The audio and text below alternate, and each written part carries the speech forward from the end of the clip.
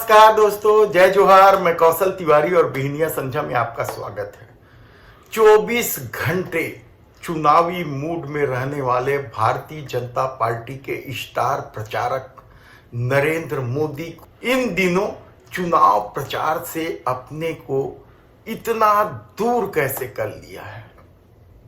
सवाल ये नहीं है कि पांचों राज्यों के चुनाव परिणाम क्या होने वाले, क्योंकि तमाम चुनावी सर्वे कांग्रेस के पक्ष में दिखाई दे रहे हैं। तब क्या इससे भारतीय जनता पार्टी के इस स्टार प्रचारक में निराशा घर कर गई है, या फिर वे समझने लगे हैं कि झूठ और अफवाह की राजनीति की उम्र ज्यादा नहीं होती।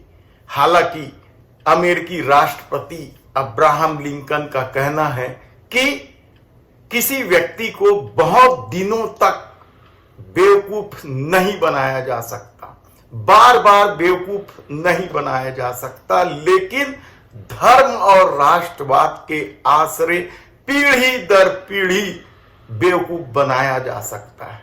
तो क्या धर्म और राष्ट्रवाद का कोई नया खेल खेलना चाह रहे हैं देश के प्रधानमंत्री नरेंद्र मोदी? कोई नया सिगुफा छोड़ना चाह रहे हैं? क्योंकि जिस तरीके से पांचों राज्यों में कहा जा रहा था कि देश के प्रधानमंत्री नरेंद्र मोदी ही चेहरे होंगे, लेकिन परिस्थितियां अब बदल गई है। राजस्थान में वसुंधरा राजे सिंधिया और जेपी नड्डा की तस्वीर के साथ पोस्टर लगने लगे हैं।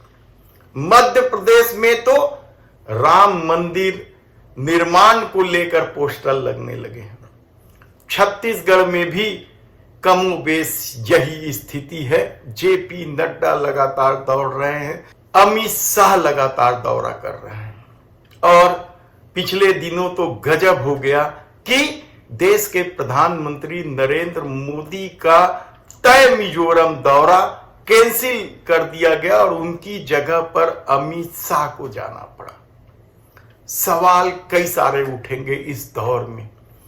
क्या राहुल गांधी ने सचमुच देश के प्रधानमंत्री नरेंद्र मोदी की नब्ज पकड़ ली है? भारतीय जनता पार्टी की नब्ज पकड़ ली है? याद कीजिए, पिछली बार भी इन तीन प्रमुख राज्यों में छत्तीसगढ़, मध्य प्रदेश और राजस्थान में कांग्रेस की सरकार बन गई थी, और उसके ठीक 4 महीने बाद हुए चुनाव में मोदी सरकार को भरपूर वोट मिले थे।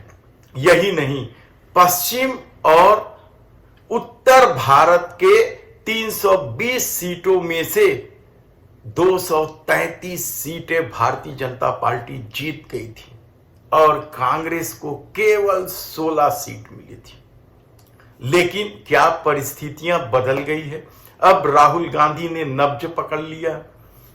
उस दौर में एक बार जरूर उठा था एक सवाल सूट बूट की सरकार को लेकर, लेकिन भारत जोड़ो यात्रा के बाद जिस तरीके से राहुल गांधी की छवि बनी है, या कांग्रेस उफान पर है, तो क्या यह आने वाले दिनों में भी जारी रहेगा? भारतीय जनता पार्टी का पराजय तय हो गया है।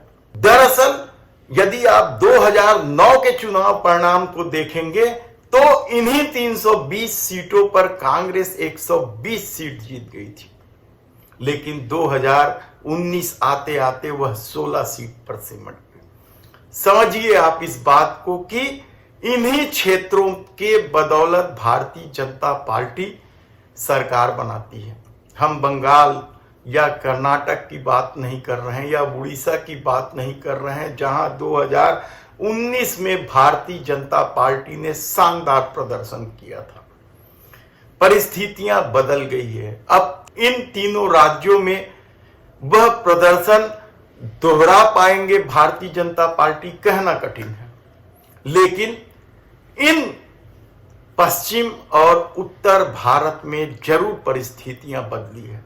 महाराष्ट्र में तमाम कोशिश के बाद भी भारतीय जनता पार्टी दहाई अंक नहीं छू पाएगी, ऐसा राजनीतिक विश्लेषकों का दावा है। कमोबेश यही स्थिति बिहार का भी है। और उत्तर प्रदेश में क्या होगा, अभी कंफ्यूजन की स्थिति है। और यही कंफ्यूजन और कंट्रोवर्सी मोदी सरकार की ताकत है।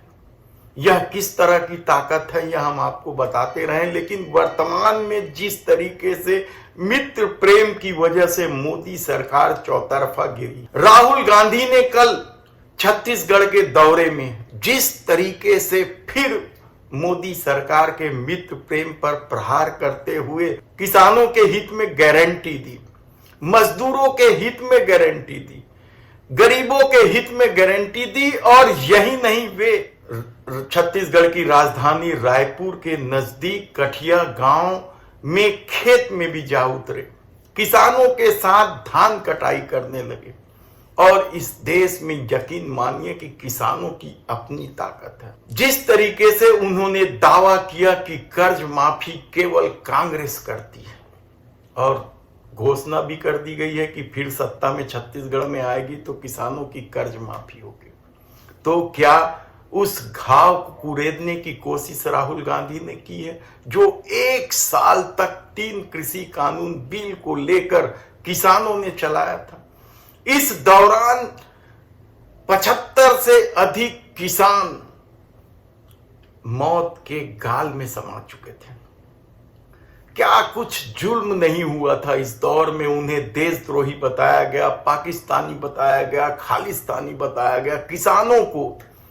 तो क्या इस बहाने राहुल गांधी किसानों की जख्म को एक बार फिर हरा नहीं कर दिया?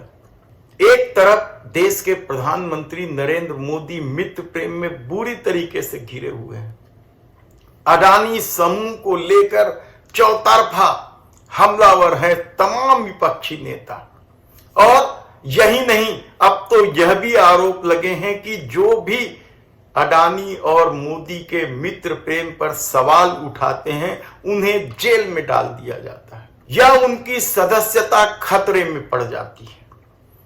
यही नहीं, अब तो यह बात भी उठने लगी है, राहुल गांधी ने खुले तौर पर कहा कि देश के प्रधानमंत्री नरेंद्र मोदी उद्योगपतियों के लिए काम कर रहे हैं।